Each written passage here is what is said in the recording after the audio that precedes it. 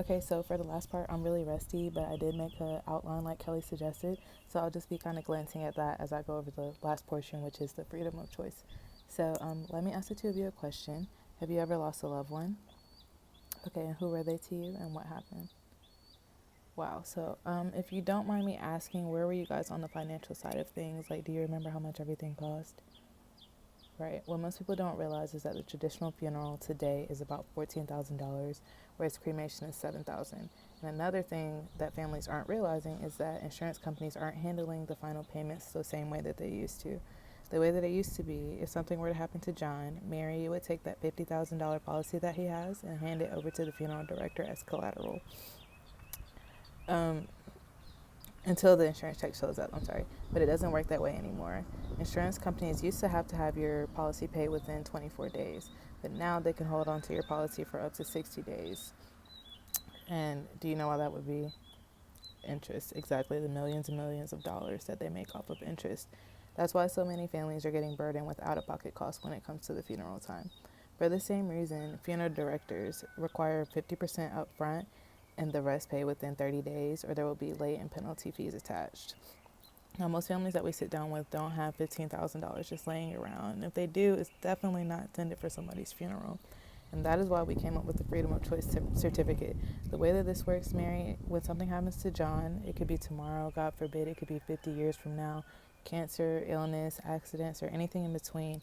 You take this to any funeral home in the United States or Canada, and they'll accept it.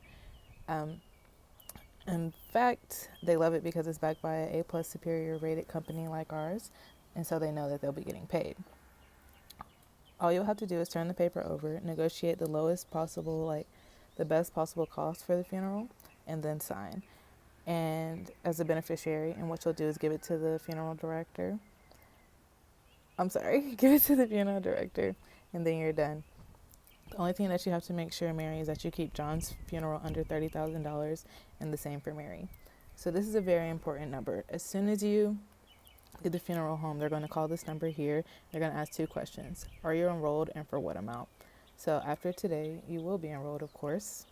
But if they knew that you were covered for $30,000, it would be a coincidence that the funeral would cost exactly $30,000. We don't think it should work that way, and we don't allow it to. So we never reveal that number, and we ask that you don't either.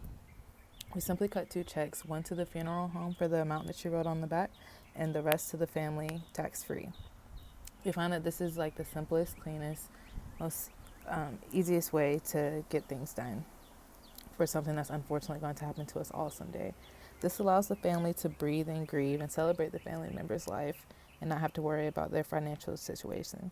Does this make sense to both of you? So on the worst day, if you were to lose your best friend, do you see how important this would be? That's why they put this in place. So the first thing that we take care of with that so this is the first thing that we take care of with that 1 hour's pay out of your work week.